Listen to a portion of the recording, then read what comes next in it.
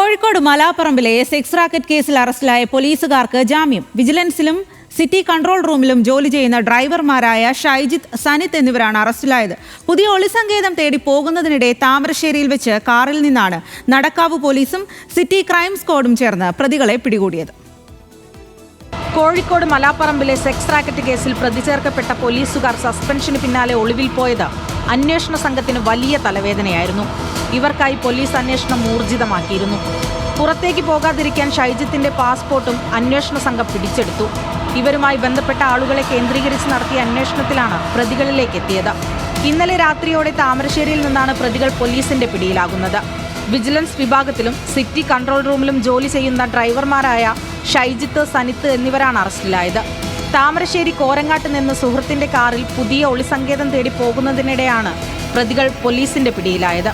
കഴിഞ്ഞ ദിവസം ഇവർ എത്തിയെന്ന സൂചനയെ തുടർന്ന് പടനിലത്തെ വീട്ടുടമയെ ചോദ്യം ചെയ്തിരുന്നു. വീട്ടുടമയിൽ നിന്ന് ലഭിച്ച വിവരത്തിന്റെ അടിസ്ഥാനത്തിലാണ് പ്രതികളുടെ വാഹനം ഉൾപ്പെടെ കസ്റ്റഡിയിലെടുത്തത്. കഴിഞ്ഞ തിങ്കളാഴ്ച മുതൽ താമരശ്ശേരി ഭാഗത്ത് ഒഴിഞ്ഞ വീടിന്റെ മുകൾ നിലയിൽ ഒളിവിൽ കഴിയുകയായിരുന്നു പ്രതികൾ. ഇരുവർക്കും യാത്ര ചെയ്യാൻ ഒന്നാം പ്രതി ബിന്ദുവിന്റെ ഭർത്താവ് രാജുവിന്റെ കാർ ഉണ്ടായിരുന്നു. ഈ കാറും അന്വേഷണ സംഘം കസ്റ്റഡിയിലെടുത്തിട്ടുണ്ട്. സെക്സ് റാക്കറ്റ് കേന്ദ്ര നടത്തിപ്പുകാരുമായി അടുത്ത ബന്ധം ഈ രണ്ട് പോലീസുകാർക്കും ഉണ്ടായിരുന്നതായാണ് കണ്ടെത്തൽ. സാമ്പത്തിക ഇടപാടുകൾക്ക് പുറമെ കേന്ദ്രത്തിന്റെ നടത്തിപ്പിലും ഇവർക്ക് പങ്കുണ്ട്.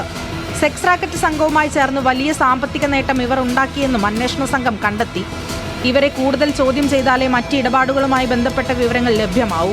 DCPക്ക് ലഭിച്ച രഹസ്യ വിവരത്തെ തുടർന്നായിരുന്നു മലാപ്പറമ്പ് സെക്സ് റാക്കറ്റ് കേന്ദ്രത്തിൽ പരിശോധന നടത്തിയത്. നടത്തിപ്പുകാരായ 3 പേർ ഉൾപ്പെടെ 9 പേരെയാണ് അന്ന് അറസ്റ്റ് ചെയ്തത്. ഇനി ഈ കേസിൽ ഒരാൾ കൂടി അറസ്റ്റിലാവാനുണ്ടെന്നാണ് അന്വേഷണ സംഘത്തിന്റെ വെളിപ്പെടുത്തൽ. അപ്പാർട്ട്മെന്റ് വാടകയ്ക്കെടുത്ത അമനീഷ് കുമാർ വിദേശത്താണ്. ഇയാളെ നാട്ടിലെത്തിക്കാനുള്ള ശ്രമം അന്വേഷണ സംഘം തുടങ്ങിക്കഴിഞ്ഞു. ടൗൺ പോലീസ് സ്റ്റേഷനിൽ എത്തിച്ച പ്രതികളെ നടക്കാവ് പോലീസിന് കൈമാറി. കേസിലെ പ്രധാന പ്രതിയായ വയനാട് സ്വദേശി ബിന്ദു അടക്കമുള്ളവരാണ് നേരത്തെ അറസ്റ്റിലായത്.